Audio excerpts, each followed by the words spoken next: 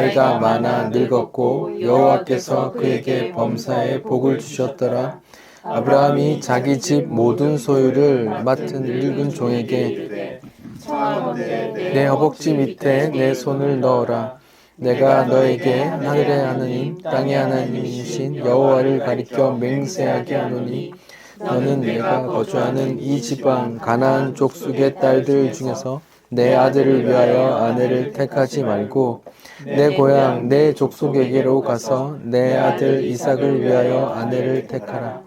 종이 이르되 여자가 나를 따라 이 땅으로 오려고 하지 아니하거든 내가 주인의 아들을 주인이 땅으로 인도하여 돌아가리이까. 아브라함이 그에게 이르되 내 아들 그리로 돌아가지 아니하도록 하라. 하늘의 하나님 여호와께서 나를 내 아버지 집과 내 땅에서 떠나게 하시고 내게 말씀하시며 내게 맹세하여 이르시기를 이 땅을 내 씨에게 주리라 하셨으니 그가 그 사자를 보다 앞서 보내실지라. 네가 내 아들을 위하여 아내를 택할지니라. 여자가 너를 따라오려고 하지 아니하면 나의 이 맹세가 너와 상관이 없나니 오직 내 아들을 데리고 그리로 가지 말지니라. 그 종이 이에 그의 주인 아브라함의 허벅지 아래에 손을 넣고 이 일에 대하여 그에게 맹세하였더라. 이에 종이 그 주인의 낙타 중 10匹를 끌고 떠났는데 곧 그 주인의 모든 좋은 것을 가지고 떠나 메소포타미아로 가서 나홀의 성에 이르러 그 낙타를 성 밖 우물 곁에 꿀렸으니 저녁 때라. 여인들이 물을 길러 나올 때였더라. 그가 이르되 우리 주인 아브라함의 하나님 여호와여 원하건대 오늘 나에게 순조롭게 만나게 하사 내 주인 아브라함에게 은혜를 베푸시옵소서. 사람의 딸들이 물길로 나오겠사오니 내가 우물 곁에 서 있다가 한 소녀에게 이르기를 청하건대 너는 물동이를 기울여 나로 마시게 하라 하리니 그의 대답이 마시라 내가 당신의 낙타에게도 마시게 하리라 하면 그는 주께서 주의 종 이삭을 위하여 정하신 자라. 이로 말미암아 주께서 내 주인에게 은혜 베푸심을 내가 알겠나이다. 말을 마치시기도 전에 리브가가 물동이를 어깨에 메고 나오니 그는 아브라함의 동생 나홀의 아내 밀가의 아들 부두엘의 소생이라. 그 소는 심히 아리답고 지금까지 남자가 가까이 하지 아니한 처녀더라. 그가 우물로 내려가서 물을 그 물동이에 채워가지고 올라오는지라. 종이 마주 달려가서 이르되 청하건대 내 물동이의 물을 내게 조금 마시게 하라. 그가 이르되 내 주여 마시옵소. 급히 그 물동이를 손에 내려 마시게 하고 마시게 하기를 다하고 이르되 당신의 낙타를 위하여도 물을 길러 그것들도 배불리 마시게 하리이다 하고 급히 물동이에 물을 구유에 붓고 다시 기르려고 우물로 달려가서 모든 낙타를 위하여 깃는지라. 그 사람이 그를 묵묵히 주목하여 여호와께서 과연 평탄한 길을 주신 여부를 알고자 하더니 낙타가 마시기를 다하매 그가 반세겔 무게의 금 코걸이 한 개와 13개 무게의 금 손목걸이 한 쌍을 그에게 주며 이르되 내가 누구의 딸이냐 청하건대 내게 말하라. 내 아버지의 집에 유숙할 곳이 있느냐.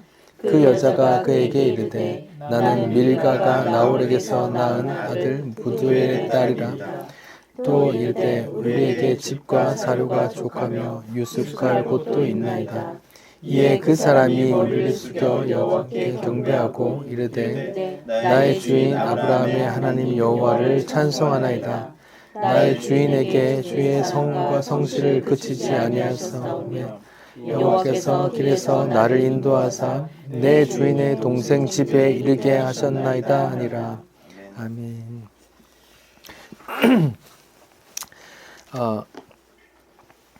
오늘 본문 이야기는 아브라함이 100세 이삭을 낳고 이삭이 40살 되던 해에 자기에게 있던 충성스러운 종, 늙은 종이라고 하니까 총 지배인 같은 사람을 보내는 겁니다. 그래서 내 아들 배우자 좀 데려와 주세요 이렇게 하는 그런 내용인데요. 이런 내용이 하나님의 언약과 하나님의 뜻과 뭐 십자가와 복음과 어떤 관계가 있는지 좀 생각하면서 한번 들어봐 주세요. 본론 들어가기 전에 지진에 대해서 좀 얘기를 할게요. 2월 6일 지난 월요일에 터키에서 지진이 났어요.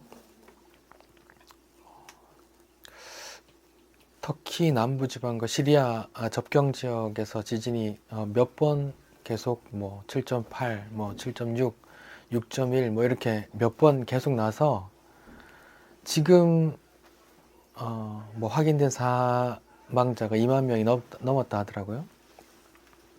2011년 일본 동인도 지진 때 여러분 뭐 하셨어요? 전 기억나는데 서울 지하철에서 타고 가는데 그 지진 소식이 지하철에서 들리더라고요. 그때도 사상자가 2만 명 넘게 나왔거든요. 지금 이미 벌써 확인된 수치가 동일도 지진 피해자를 넘어섰다 하더라고요. 동인도 지진이 대단한 사건이었고 2만 명 넘게 사망 실종됐는데 47만 명이 이재민이 생겼거든요. 집이 다 무너져서 47만 명이 집을 새로 구해야 되는 그런 상황이 됐단 말이에요.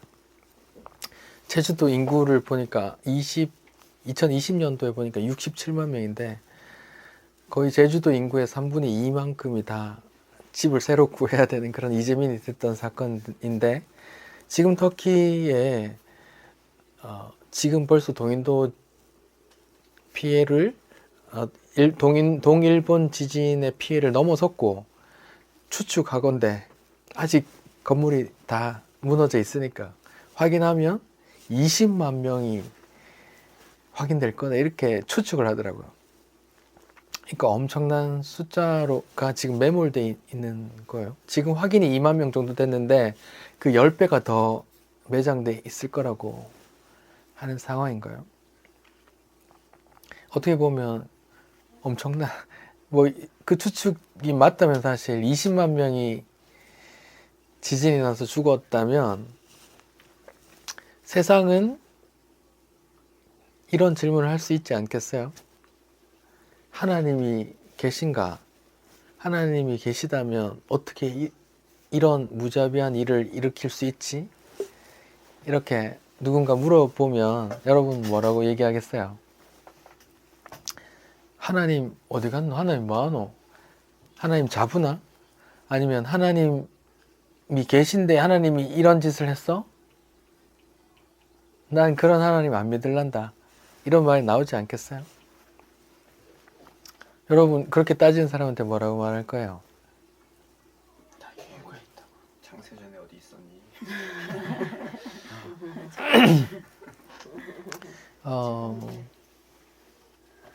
뭐 사실 뭐 그렇게 따지는 분 들을 기가 있을지 없을지 모르겠지만 하나님께서 지진을 왜 만든다고 이렇게 성경에 나와 있나요? 하나님께서 뭐 말세에 징조가 나면 지진이 날 거라고 말씀은 하고 계세요. 또 하나님께서 진노하셨을 때 땅을 열어서 이스라엘 뭐 지파를 땅에 막 빠뜨리고 다시 땅을 닫아버리고 뭐 이런 일은 있는데 하나님께서 이런 전 세계 지진을 왜 일어나게 하는지는 이유는 안 나와요 성경에. 근데 말세가 되면 그런 징조가 있다고 말씀을 하셨고 지금은 말세라는 말이에요. 성경에서 말세는 이럴 때 써요. 그 메시아가 오시면 말세거든요. 근데 메시아가 오셨죠. 그리고 올라가셨잖아요. 다시 오심을 기다리는 거잖아요. 그러니까 말세 지말, 말세 중에 말세다 이렇게 말하거든요. 성경에서 오늘날 시점을 따져보면 말세 중에 말세다 이렇게 이제 그런 식이에요. 자, 그럼 하나님이 지진을 왜 만든지는 모르겠다. 우리도 성경에 안 나와 있기 때문에 모르겠다. 그러면 그렇게 많은 사람을 죽이는 건 어떻게 되나? 뭐 그렇게 죽은 사람은 다 예수님 안 믿어서 뭐 이슬람 사람이라서 그런가? 이렇게 물으면 여러분 뭐라고 말하겠어요? 일본 지진 때 많은 유명한 목사님들이 일본은 우상 숭배가 많아서 그렇게 많이 죽었다 이렇게 말했거든요. 되게 화살돼서 많이 비난을 받았어요. 터키 사람들 뭐 90% 이상이 이슬람 사람인데 예수님 안 믿어서 그렇게 다 죽었다 이렇게 말하면 될까요? 어떻게 생각하세요?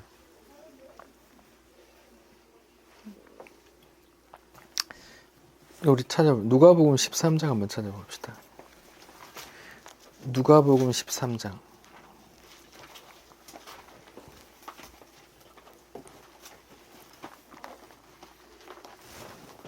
누가복음 13장 4절.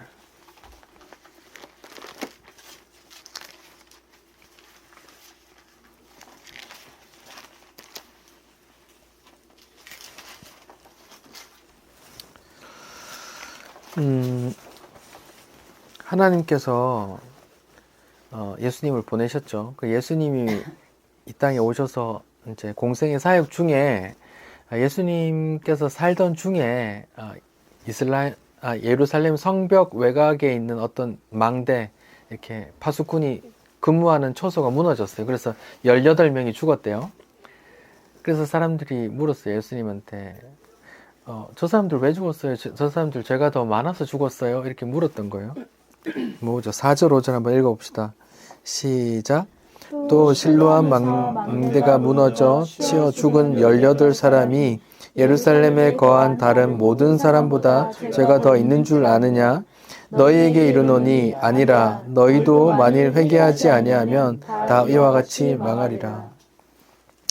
예수님께서 살아 계실 당시에 어떤 망대가 무너졌고 거기서 18명이 죽었어요. 그래서 이 일에 대해서 이제 사람들이 따져 물으니까 예수님께서 하신 말이 있어요. 그 사람들이 다 너희보다 죄가 많아서 죽은 게 아니야 라고 말씀을 하셨고 또 하신 말이 뭐예요? 너희도 회개하지 않으면 이와 같이 망하리라 이렇게 되어 있어요. 예수님이 하신 메시지는 뭐예요? 그 사람들이 죽은 그런 표적, 사건은 그 사람이 죄가 특별히 너희보다 많아서 그렇게 된 게 아니야. 다만 너희에게 어떤 메시지를 주고 있어. 뭐예요? 회개하지 않으면 이와 같이 다 망한다. 이렇게 다 죽음에 이를 거야. 멸망할 거야. 이렇게 메시지를 주고 있다. 이런 말이거든요. 그러니까 성경에서 찾을 수 있는 답은 여기까지예요. 예수님께서 하신 말씀. 터키에 지진 나고 시리아 북부의 사람들이 많이 죽은 건 그 사람들이 특별히 죄가 많아서 죽은 게 아니라고 말할 수 있고, 다만 우리가 메시지를 찾는 게 있다면 뭐예요? 우리도 회개하지 않으면 다 이렇게 죽고 멸망당할 거고 우리 영혼이 영원토록 망하게 될 거야. 이런 메시지가 있는 거예요. 그 정도로 우리 메시지를 찾을 수 있을 것 같고, 그 사람들이 더 죄를 많이 지었다, 이런 결론 결코 내릴 수 없을 것 같아요. 제가 그냥 개인적인 생각컨대 세계에서 서울만큼 죄가 만연한 땅이 없는 것 같아요. 뭐 동성애나 뭐 기타 많은 범죄들, 그렇게 저는 생각을 해요. 지진에 대해서 이 정도 생각하고, 우리가 기억해야 되는 건 회개하지 않으면 이런 멸망이 올 거다. 하나님께서 약속하신 심판이 있다. 종말이 있다. 언젠가는 이런 심판, 종말이 오는데 너는 이런 심판이 와도, 이런 지진이 와도, 와서 죽어도 괜찮니? 죽어서 너를 책임져 주는 분이 있니? 이런 메시지를 생각해야 될 것 같아요. 우리는 다 그런 종말 생각 안 하고 있잖아요. 다 뭐 먹고 사는 일, 또 내 명예와 편안함을 위해 더 잘 사는 것에만 관심 갖고 있잖아요. 뭐 임 집사님 지금 언뜻 얘기하셨는데 지금 피크 발렌타인데이 피크라서 지금 힘들다고 하시고, 뭐 펜션 손님 와서 힘들고, 뭐 먹고 사는 일에 관심만 있잖아요. 근데 성경이 하는 말은 지금 시간은 예수님이 다시 오심을 기다리고 있는 말세 치말이다. 심판이 언젠가 임한다. 너는 심판이 임해도 괜찮니? 이런 메시지를 던지고 있는 거예요. 그래서 그런 생각을 좀 하셔야 될 것 같아요. 자, 다시 오늘 본문으로 돌아갈게요. 오늘 제목은 아들의 신부 찾기, 하나님의 뜻, 이런 제목이에요. 아들의 신부 찾기, 하나님의 뜻. 이렇게 됐어요.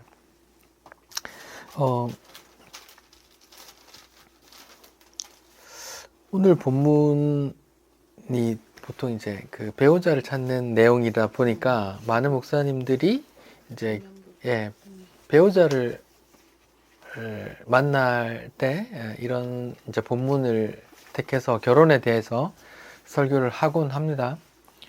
어떻게 생각하세요? 이 오늘 본문이 배우자 찾는 청년들을 위한 메시지일까요?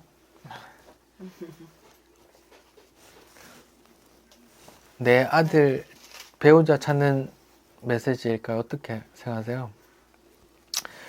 예를 들어서 제가 결혼 정년기에 있는 아들을 데리고 있어. 그러면 이제 이 본문대로 하면 어떻게 돼요? 제가 믿음직한 사람을 보내야 돼. 내 고향에. 여러분 고향이 어디세요? 고향에 보내서 이제 믿음직한 사람 찾으러 오라고 하는 거죠. 그렇게 해서 이제 그 사람 데리고 온 사람하고 아들하고 결혼시켜야 돼. 아들이 결혼할는지 그 여자가 올는지 안 올는지 모르겠어. 그런 내용일까요?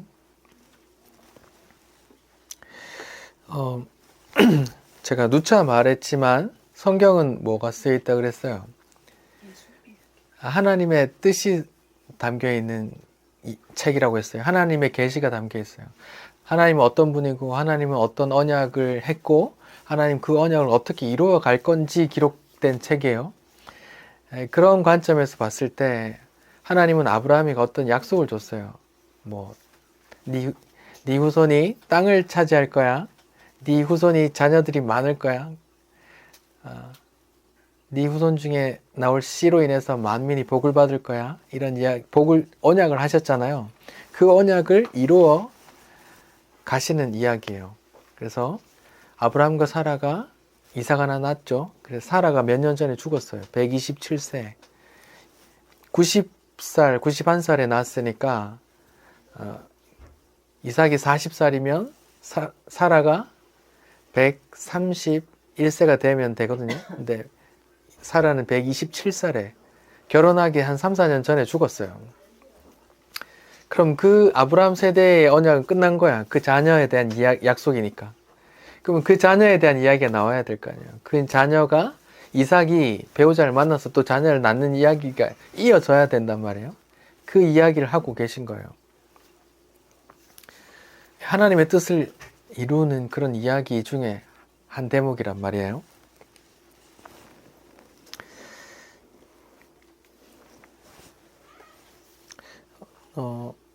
근데 이걸 또 궁극적으로 보면 잘 보세요.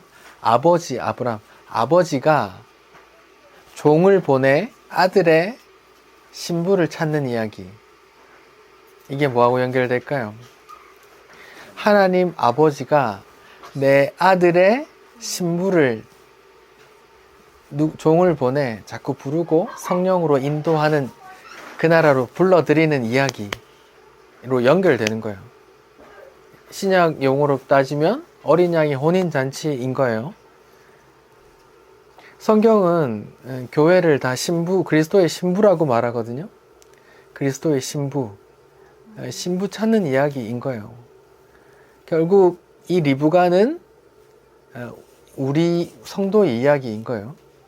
하나님 아버지가 보낸 어떤 종이 있고 종이 성령의 인도를 받아서 그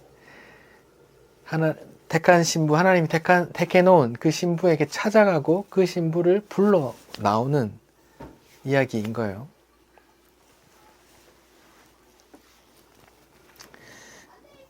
먼저 7절 내용을 한번 봅시다. 창세기 24장 7절.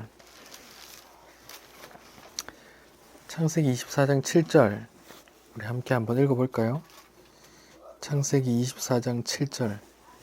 하늘의 하나님 여호와께서 나를 내 아버지의 집과 내 땅 떠나게 하시고 내게 말씀하시며 내게 명세하여 이르시기를 이 땅을 내 씨에게 주리라 하셨으니 그가 그 사자를 너보다 앞서 보내실지라 네가 거기서 내 아들을 위하여 아내를 택할지니라. 지금 아브라함이 이제 늙은 종에게 이제 말하면서 하는 말이 이거예요. 하나님의 언약이 있으니 하나님께서 미리 너보다 앞서 사자를 보내서 그 일을 진행하실 거야. 이런 말을 해요. 근데 여기서 이제 아브라함이 요 늙은 종에게 부탁하는데 늙은 종이 누구냐? 이런 이제 질문이 나오는데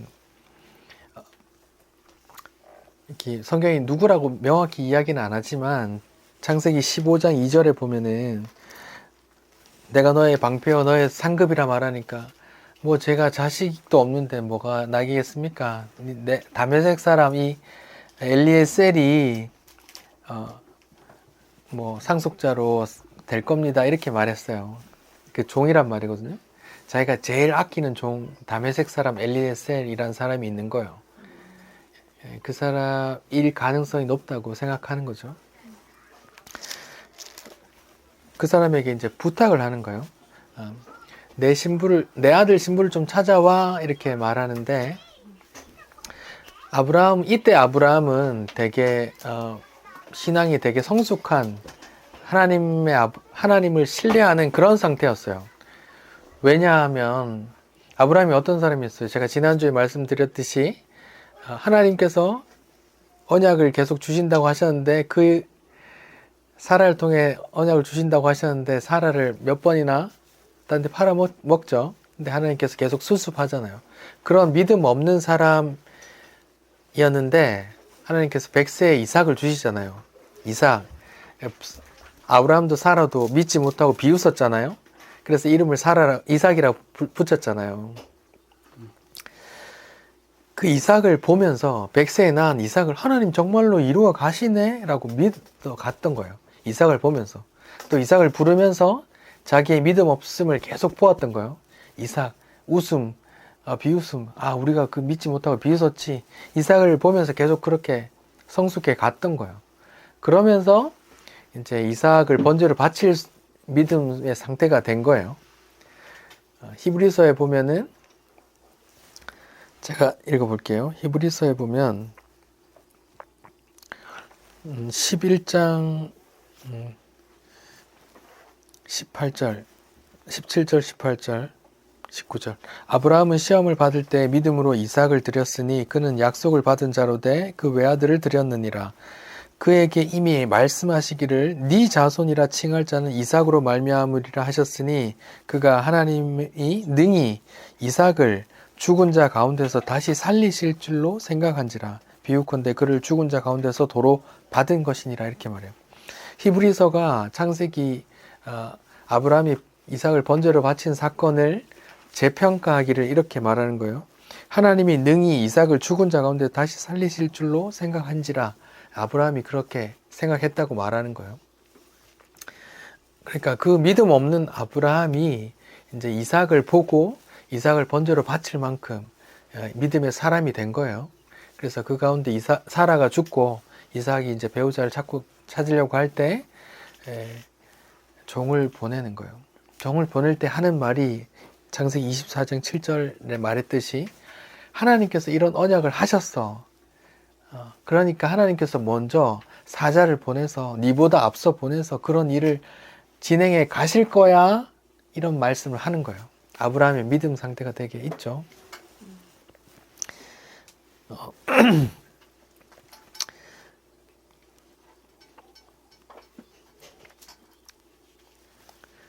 그리고 늙은 종이 이런 기도를 해요. 12절, 14절 한번 읽어봅시다. 창세기 24장 12절, 14절 시작. 우리 주인 아브라함의 하나님 여호와여, 원하건대 오늘 나에게 순조롭게 만나게 하사 내 주인 아브라함에게 은혜를 베푸시옵소서. 성중 사람들이 물길로 나오겠사오니 내가 우물 곁에 섰다가 한 소년에게 이르기를 청하건대 너는 물동이를 기울여 나로 마시게 하라 하리니 그의 대답이 마시라, 내가 당신의 낙타에게도 마시게 하리라 하면 그는 주께서 주의 종 이삭을 위하여 정하신 자라. 이로 말미암아 주께서 내 주인에게 은혜의 베푸심을 내가 알겠나이다. 이렇게 말해요. 종이 기도를 하는데 이제 자기 나름대로 어떤 시나리오를 써놓고 이렇게 떨어지면 제가 당신이 정한 사람으로 알겠습니다 하고 기도하는 거예요. 기도하는 거라고요. 근데 이런 본문들이 많이 오해가 돼요. 사람들이 보통은 이제 자기가 하고 싶은 일, 이루고 싶은 일, 뭐 자기가 바라는 일에 대해서 하나님 만약에 뭐 내일 아침에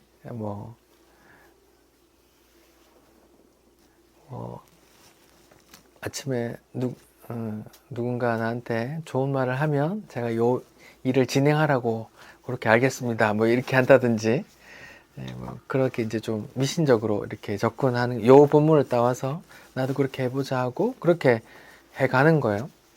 근데 분명히 알아야 할 건 뭐예요? 이 종은 지금 뭘 하면서 기도하는 거예요?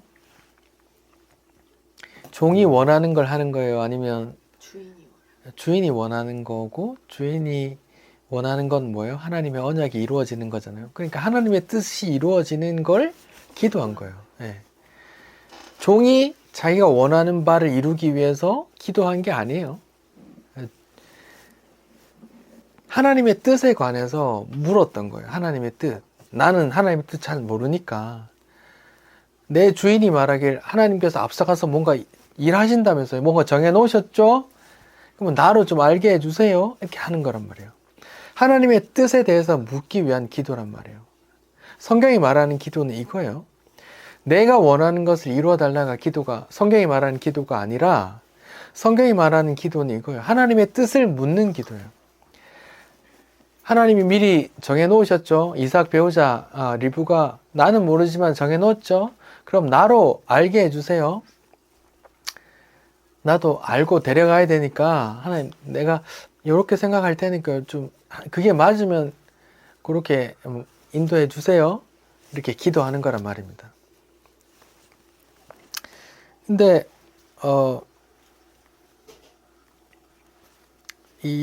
이런 본문을 이렇게 오해하고 하는 거죠. 예를 들어서 한 청년이 결혼할 여성을 위해서 기도한다고 칩시다. 그럼 이렇게 기도했어요. 주님, 제가 이제 결혼할 사람을 찾는데 제가 이제 이런 말을 했을 때 돈이 없으니까 밥 좀 사달라 이런 말을 했을 때 밥도 사주고 나한테 용돈도 주면 그 여자하고 내가 장가 가겠습니다. 이렇게 만약에 기도를 했다고 칩시다. 그래서 이제 아는 여자 내 핸드폰에 있는 전화번호를 계속 누르는 거야. 그리고 한 사람씩 만나는 거죠. 돈 없는데 밥 좀 사도 했는데 계속 이제 밥 사주는 사람도 있고 안 사주는 사람도 있겠죠. 근데 어쩌다가 어떤 착한 사람이 예를 들어서 밥도 사주고 용돈도 줬다고 합시다. 그러면 그 사람이 이 사람이네 하고 그때부터 하나님께서 너 나보고 결혼하라고 했어 하면서 이렇게 스토킹하면 돼요. 오늘 본문이 그런 내용을 말하는 걸까요? 아니죠. 분명히 아닙니다. 예. 하나님께서 그 사람하고 결혼하길 원하는 게 하나님 뜻이라면 그 사람의 마음도 준비하시겠죠.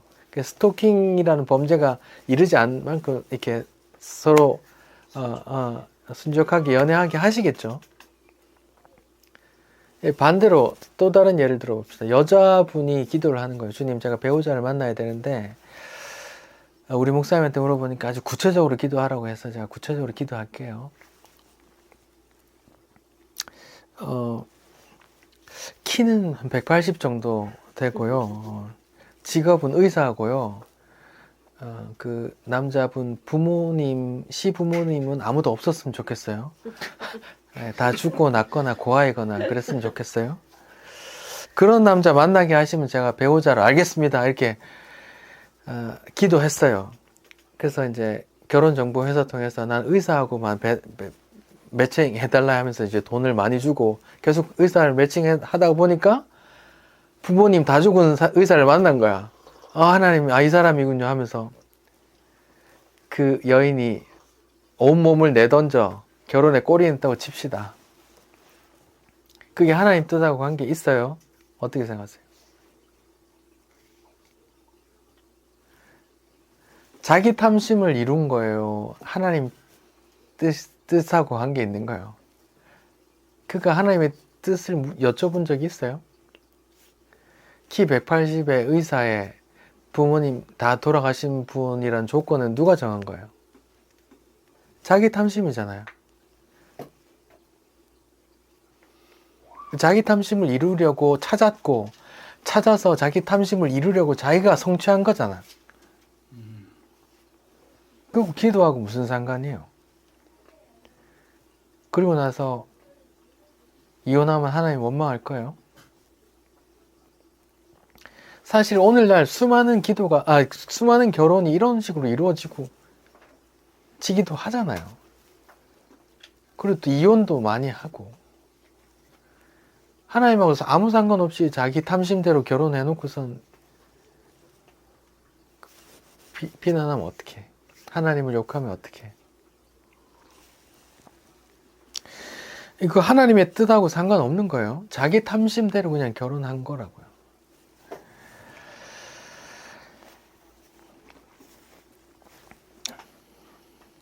자, 다시 본문으로 들어가서 요런 기도를 한 유형이 몇 번 있어요.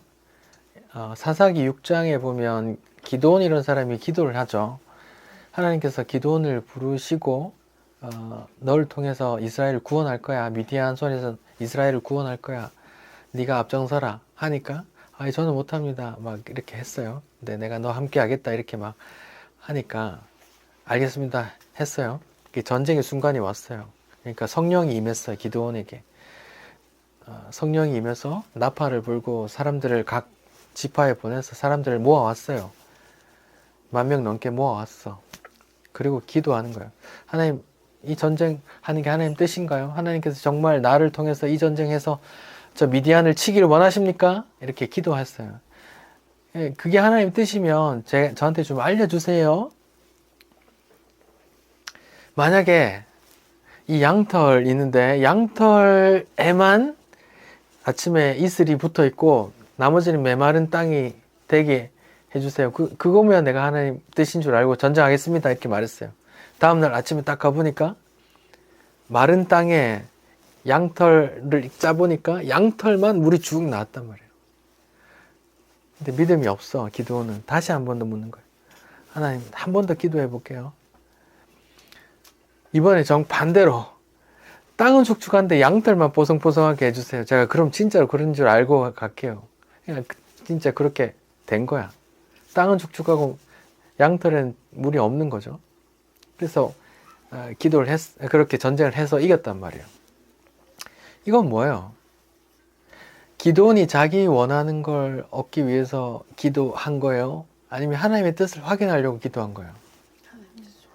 하나님이 먼저 찾아오셨죠.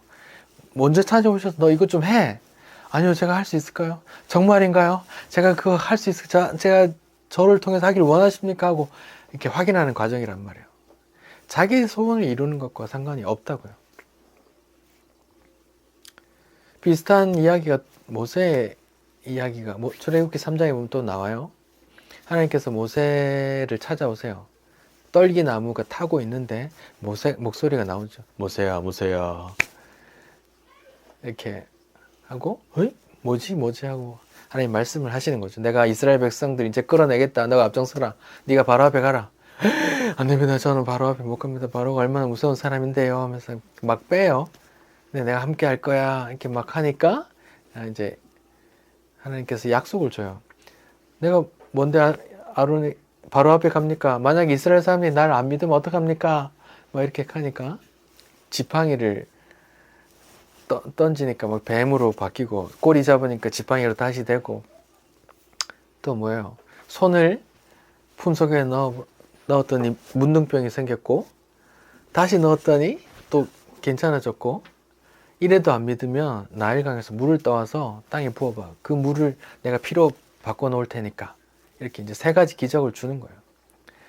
이런 것도 마찬가지예요. 하나님께서 먼저 찾아오셨고 아브라함이 하나님의 뜻을 모세를 통해 기드온을 통해 행하려고 하는 거예요. 누가 답답한 거예요? 모세가 답답해요? 기드온이 답답해요? 하나님이 답답해요?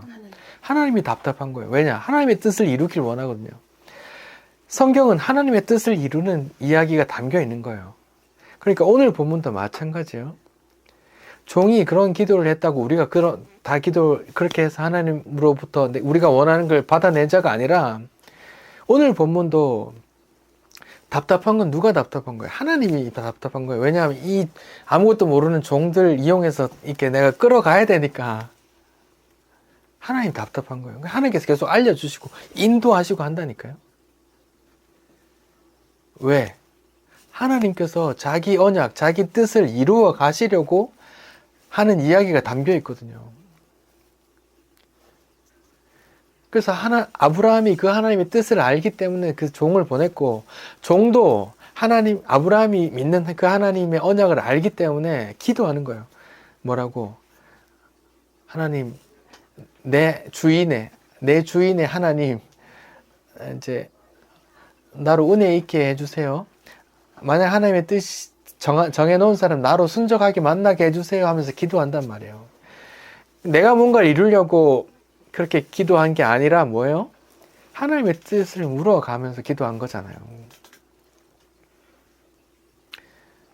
그러니까 답답한 사람은 하나님이라고요. 왜? 하나님이 뜻을 이루어 가려고 하니까. 인간은 뭐예요? 자꾸 툴러가게 만들거든요. 아브라함이 어떻게 했어요? 사라를 2번이나 팔아먹는다니까요. 이삭도 자기 부인을 팔아먹는다니까요. 하나님의 언약을 자꾸 방해하는 쪽으로 가는데 하나님이 답답한 거예요. 하나님께서 뜻을 이루어 가시려고 하니까. 그러면서 기도를 해요. 창세기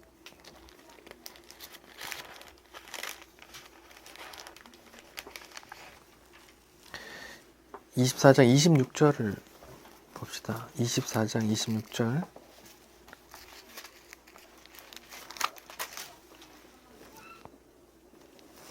(26절) (27절) 한번 읽어봅시다. 시작. 이에 그 사람이 머리를 숙여 여호와께 경배하고 이르되 나의 주인 아브라함의 하나님 여호와를 찬송하나이다.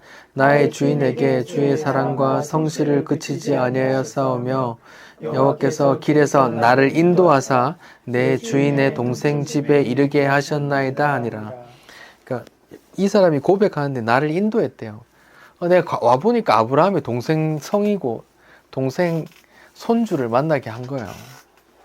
아브라함이 100세에 낳았으니까 그 동생은 벌써 3대가 내려간 거예요. 손주를 만나게 한 거예요.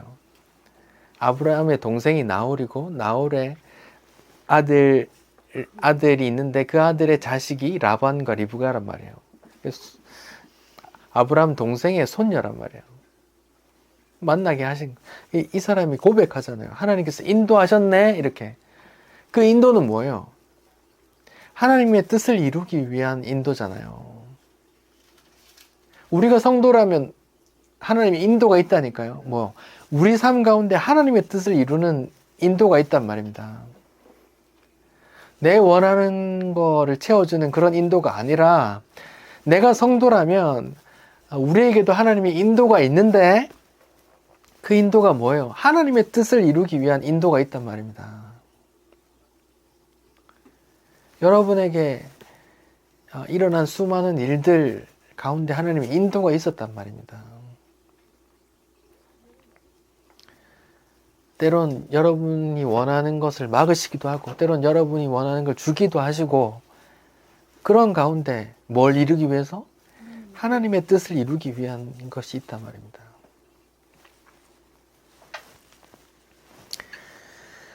그 24장 33절에 보면 이제 라반이 막 음식을 접대요. 아이고 어서 오십시오. 좀 먹으십시오 하니까 창세기 24장 33절에 이렇게 말해요. 그 앞에 음식을 베푸니 그 사람이 이르되 내가 내일 진술하기 전엔 먹지 않겠다 이렇게 말해요. 얼마나 충성된 사람이에요. 이 사람은 무엇을 위한 충성이에요? 자기 소원을 이루기 위한 충성이에요? 아니면 자기 주인의 부탁 또 그 하나님의 뜻을 이루기 위한 부탁이에요? 하나님의 뜻을 이루기 위한 열심이란 말이에요. 눈앞에 뭐가 있어요? 눈앞에 쫙 차려진 진수성찬이 있단 말이에요. 근데 뭐예요? 내가 이거 말하기 전에 못 먹겠습니다. 이렇게 말하는 거예요. 자기 눈앞에 안위보다 하나님의 약속, 자기 본분이 있는 거예요. 나 이거 한 끼 안 먹어도 됩니다. 나 며칠 굶어도 됩니다. 근데 이 하나님 뜻 먼저 생각할게요. 이런 거잖아요. 근데 우리가 지난 시간에 봤듯이 야곱은 뭐예요? 자기 안위를 먼저 생각하는 사람이잖아요. 아브라함도 이삭도 자기 안위 때문에 마누라를 팔고 하나님의 언약 뒷전에 던지는 그런 자기 안위만 생각하는 사람이잖아요. 우리가 다 그렇다니까요. 그래서 야곱 보고 이스라엘이라고 하는 거고 우리가 다 이스라엘이라니까요. 하나님의 언약 뒤로 던지고 내 안위를 생각하는 그런 사람. 근데 그런 사람과 대비되는 오늘의 어떤 종이 나오잖아요. 참 신실한 종이잖아요. 그쵸?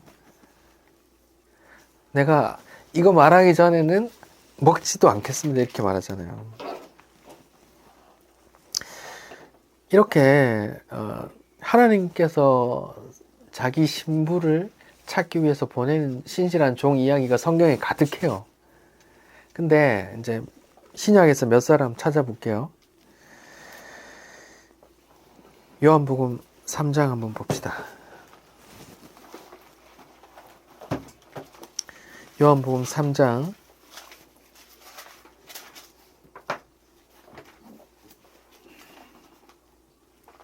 지금 제가 하나님 아버지께서 자기 아들의 신부를 찾아오라고 보내는 종에 대한 이야기를 하는 거예요. 제가 이렇게 지금 세례 요한의 이야기를 갖고 왔어요. 세례 요한이 예수님보다 6개월 먼저 태어났죠. 또 예수님보다 먼저 사역을 했어요. 물로 세례 주는 일을. 그래서 수많은 사람들이 세례 요한을 따랐단 말이에요. 제자들도 으쓱한 거죠. 사람들이 많이 따르니까. 근데 어느 날 보니까 어느 날부터 예수님을 따라가는 거야. 그러니까 제자들이 세례 요한한테 찾아와서 스승님 사람들이 다 예수님 쫓아가던데요. 이렇게 말하니까 세례 요한이 하는 말이에요. 요한복음 3장 29절 30절 한번 읽어봅시다. 요한복음 3장 29절 30절 시작.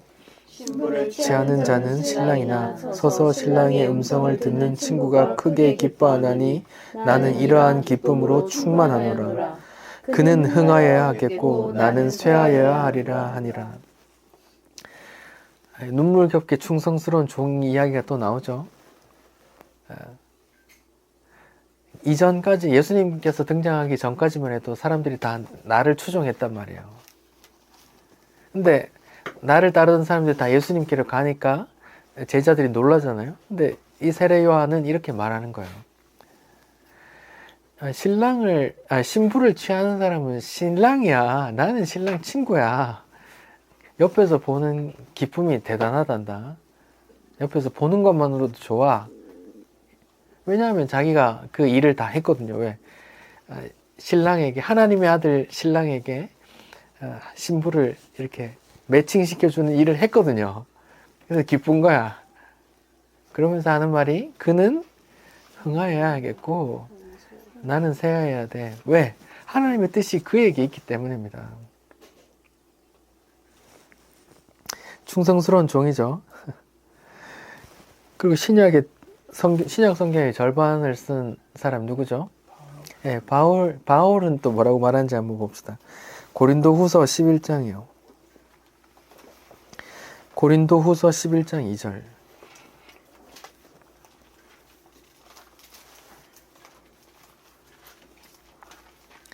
고린도 전서 뒤에 고린도 후서 11장 2절 같이 읽어봅시다. 고린도 후서 11장 2절 시작.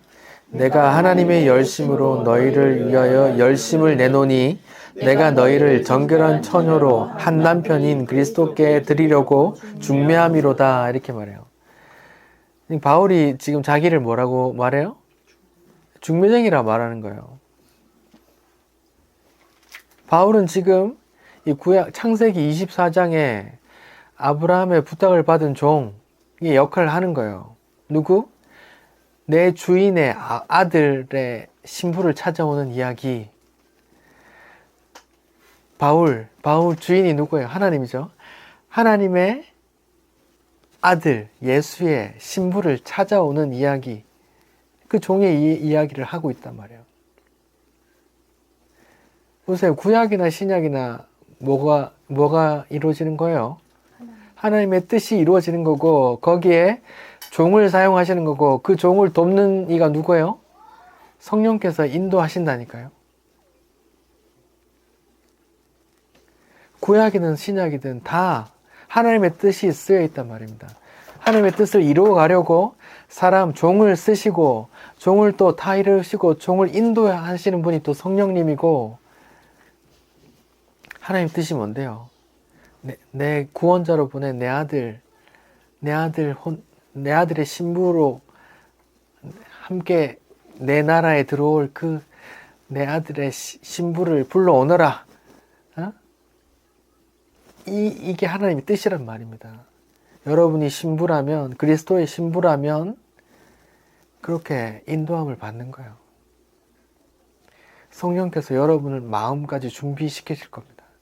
하나님께서 리브가의 마음을 준비시켜서 아무것도 모르는 이역만리 떨어진 사람의 어떤 종이 왔을 때 내가 가겠습니다. 선뜻 가는 거 두렵잖아요, 여자가. 근데 하나님께서 그 마음을 준비시키신다니까요. 생전 한번 얼굴도 안 본 그 사람 내가 가고 싶게 만든다니까요. 그렇게 준비시켜 나간다고요. 누구를? 성령께서 리브가의 마음을, 신부의 마음을. 여러분이 그리스도의 신부라면서요. 그럼 성령께서도 여러분의 마음을 준비시켜 가신다니까요. 뭘로? 예수님 사랑하도록. 한번 만나본 적도 없지만 예수님께 자꾸 마음이 가도록. 싫어 죽겠다. 나 싫다 안 할란다. 이렇게 말하지만 그러면서도 계속 성령께서 이끌어 가신다니까요. 여러분이 신부라면 그렇게 성령께서 신부의 마음까지도, 신부를 찾아가는 종만 준비시키는 게 아니라 신부까지도 준비시켜 가신다니까요. 하나님께서. 왜요? 그게 하나님 뜻이니까. 그게 하나님 원하는 바니까. 반드시 이루어진다니까요. 그런 기도는.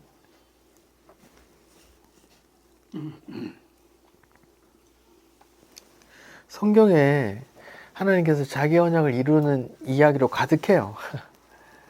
근데 특별히 사람에 앞서가서 인도하신다는 그런 구절들이 있는데, 그런 구절 중에 광야에서 출애굽기 상황에서 광야에서 하나님께서 이스라엘보다 앞서가셔서 낮엔 뭘로 밤엔 뭘로 인도하신다고요? 낮은 구름 밤은 불기둥. 네. 제가 언젠가 설교하다가 낮에 불기둥은 사람들 다 웃더라고요. 막 낮에 광야에 낮에 불기둥이라는 게 다 죽는다고. 낮에 불기둥, 밤에 불기둥으로. 기온차가 되게 큰 곳이 광야니까. 그렇게 이스라엘보다 앞서가서 인도하신다니까요. 하나님께서. 여호수아가 가나안 전쟁 앞두고 누가 찾아와요? 하나님의 군대 장관이 찾아온다고요. 그 하나님의 군대 장관이라 하니까 여호수아가 엎드리잖아요.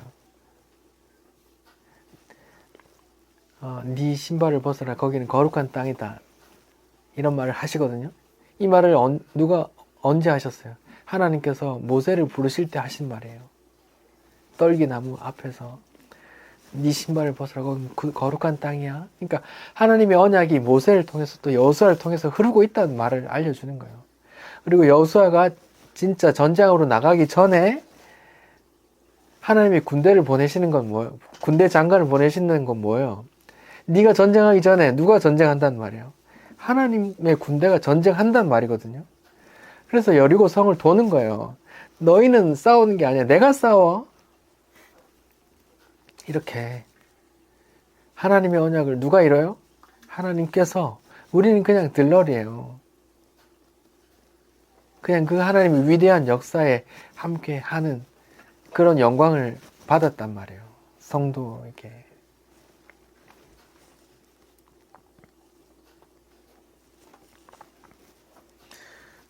그리고 나중에 또 기회가 있겠지만 신부를 만나는 곳은 다 어느 가예요?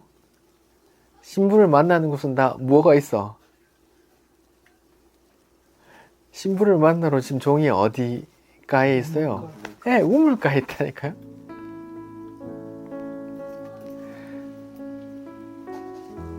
아브라함의 아들 이삭이 우물가에서 배우자를 데려오죠. 또 야곱은 또 어디서 라헬을 만나요?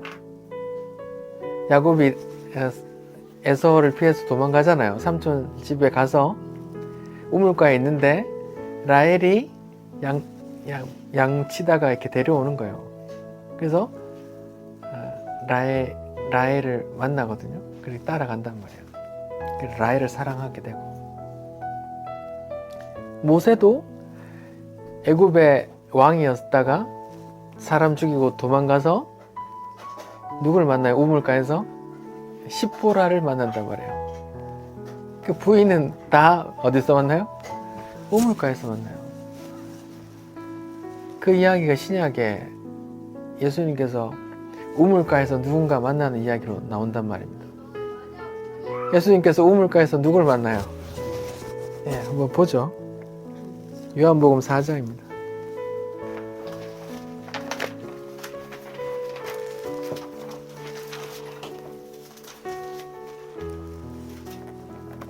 요한복음 4장 머리글에 사마리아 여자와 예수님이 말씀하신다고 나오죠.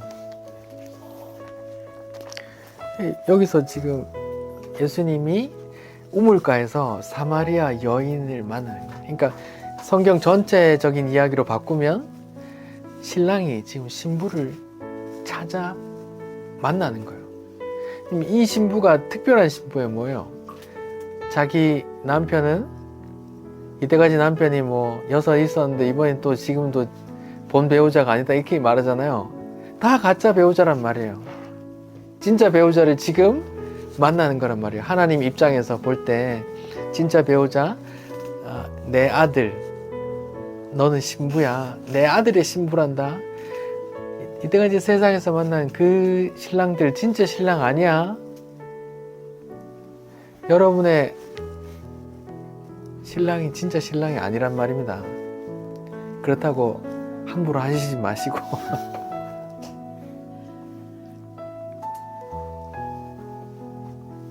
진짜 신랑은 예수님이란 말이에요. 보세요. 창세기, 성경의 제일 첫 책인 창세기하고 자꾸 신약하고도 연결되죠. 그게 다 뭐예요? 하나님의 뜻이기 때문에 연결되는 거예요. 제가 지금 어거지를 쓰는 건가요? 다 우물가에서 만나잖아요, 신부를.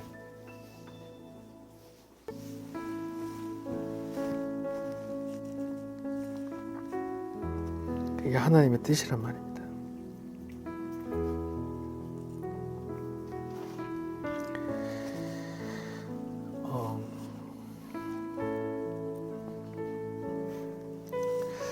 모세도 또 세례 요한도 아까 다시 종의 이야기로 돌아가서 내 주인의 아들의 신부를 찾는 종이 이야기잖아요.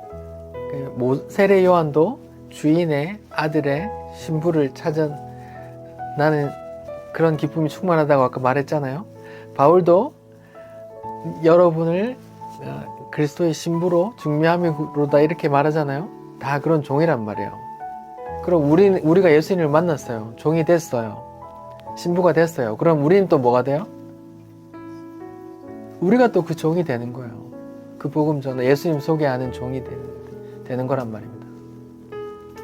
그래서 예수님께서 성령 부으시고 뭐라고 그래요? 너희는 가서 오직 성령이 임하시면 너희가 사마리아와 예루살렘과 사마리아와 땅 끝까지 이르러 내 증인이 되리라 이렇게 하는 거예요. 또 예수 만난 우리가 또 그 증인이 되는 거란 말이에요. 그 종이 되는 거란 말이에요. 근데 여러분 어때요? 이 아브라함의 늙은 종처럼 신실합니까? 내가 이거 하기 전에 밥도 안 먹겠습니다. 내 안이 좀 뒤로 하겠습니다. 좀 신실해요? 어때요? 세례 요한처럼 그는 흥해야 되고 나는 쇠해야 됩니다. 입니까? 아니면 반대로 내 먼저 좀 흥해 주이소. 내가 좀 그 다음에 좀 할게요. 이렇게 말하고 있어요.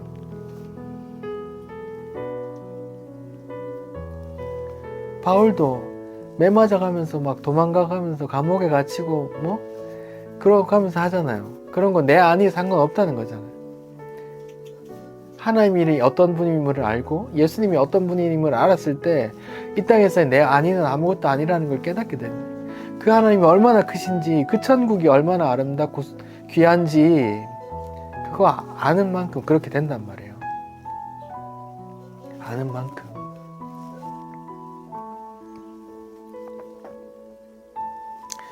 그렇게 우리가 만약에 신실한 종이 되었어요. 그리고 우리가 눈 감을 때 주님 뵐 때 뭐라고 해야 돼요? 네.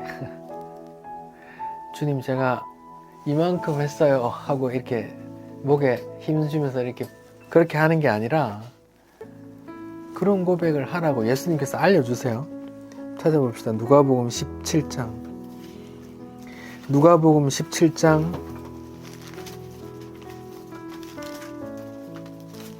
10절.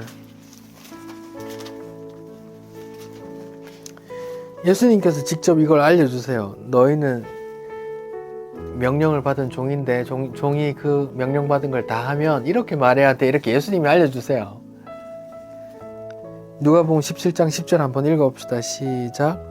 이와 같이 너희도 명령받은 것을 다 행한 후에 이르기를 우리는 무익한 종이라 우리가 하여야 할 일을 한 것뿐이라 할지니라. 예수님께서 말했다고요. 예수님께서 종의 할 말을 미리 알려준. 너희 이렇게 말하는 게 맞아. 이렇게 말해요. 주님 제가 헌금 얼마 했는데요. 주님 제가 전도 몇 명이나 했는데요. 주님 제가 봉사를 얼마나 했는데요. 이런 말 하라고 가르쳐 준 게 아니고 뭐예요? 난 주님 제가 무익한 종인데 그냥 할 바를 제가 뭐 해야 되는지 알고 그냥 했습니다. 라고 말해야 돼 라고 예수님이 알려주신다고요. 이런 예수님 믿으시겠어요?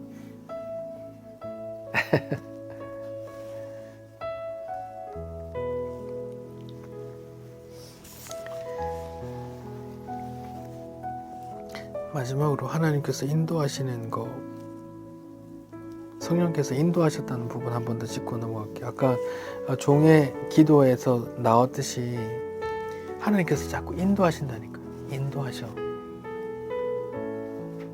근데 그 인도하심이 무엇을 위한 인도예요?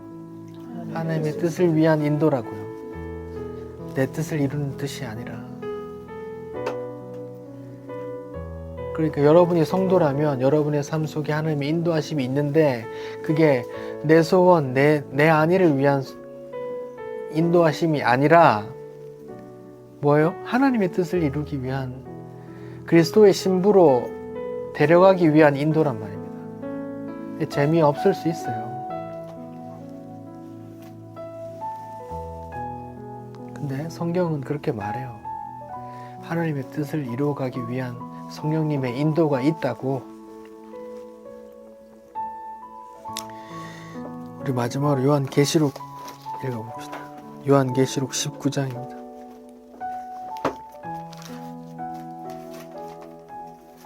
요한계시록 19장 7절 8절. 요한계시록 19장 7절 8절.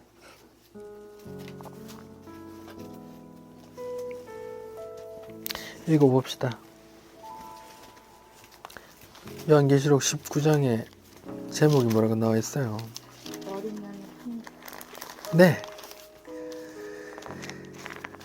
창세기에 자기 아들의 신부를 찾아오는 이야기가 있는데 요한계시록 말미에 뭐가 있어요?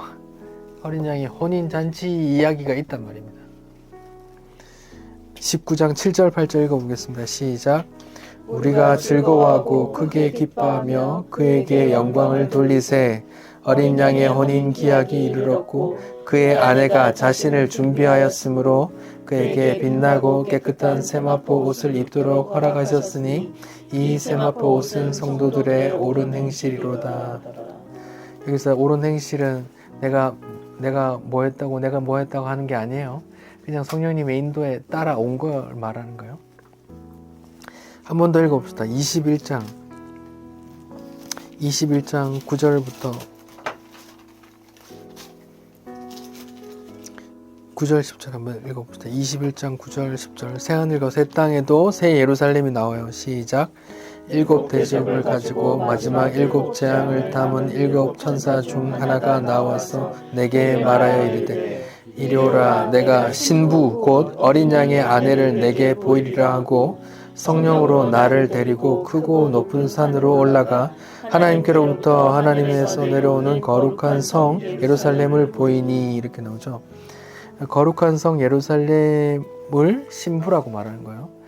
거룩한 성 예루살렘 성전이잖아요. 성전, 누가 성전이에요? 성령님을 모신 분이 성전이라면서, 우리가 성전이라면서요. 그 새 예루살렘에 하늘로부터 내려오는 예루살렘 성전이 누구예요? 그리스도의 신부란 말입니다. 성도.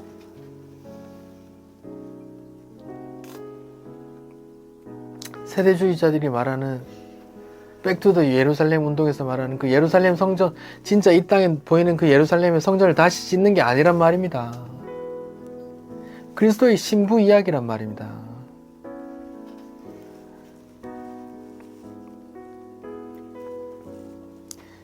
그 신부를 하나하나 데리고 나올 때 마지막 신부가 건져 올려지면 완성된단 말입니다. 보세요. 창세기 24장에 아브라함이 이삭의 결혼할 배우자를 데리고 오라는 그 이야기가 요한계시록까지 이어지는 어린 양의 혼인잔치로 이어진단 말입니다. 이게 하나님의 뜻이에요. 그 뜻을 하나님께서 이루어 갈 거고 성령께서 그 신부의 마음을 준비시키시며 신부를 부르러 가는 그 종의 마음도 준비시키시고 인도해 가실 거란 말입니다. 이게 반드시 이루어질 겁니다. 하나님의 언약, 하나님의 뜻이니까. 하지만 그 인도는, 그렇게 신부를 준비시켜 가는 그 하나님의 인도는 우리가 원하는 바와 부딪힐 수 있단 말입니다. 기도하겠습니다. 하나님 감사합니다. 이삭의 배우자 리브가를 찾아오는 그 이야기를 통해서 그리스도의 복음 이야기, 그리스도의 어린 양의 신부를 찾아 그 천국으로 데려오는 이야기로 말씀해 주시니 감사합니다. 할렐루야. 이것이 하나님의 뜻입니다.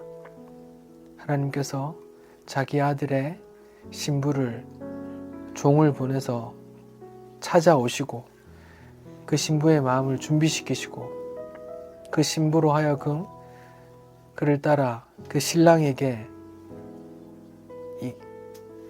함께 갈 그런 마음의 준비를 해 주시니 감사합니다. 주님, 이 모든 것을 다 하나님께서 이루시는 줄 믿사옵나이다. 감사합니다. 예수님 이름으로 기도드립니다. 아멘. 우리 한 번 더 찬송합시다. 아까 찬송 380장 424장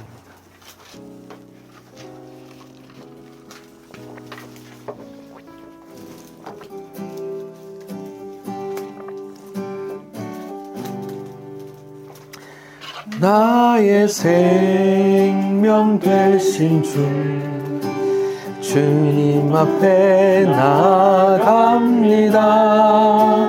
주의 흘린 보혈로 정케하사 받아주소서. 날마다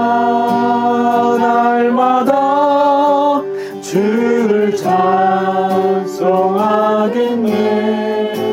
주의 사랑 주소 나를 굳게 잡아매소서.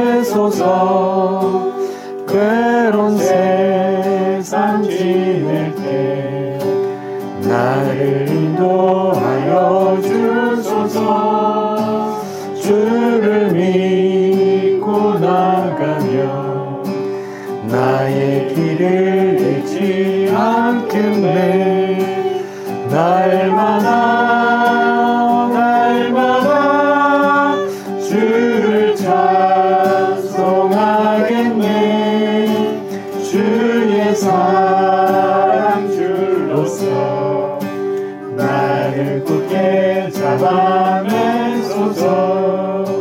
세상 살아갈 때에 주를 더욱 사랑합니다.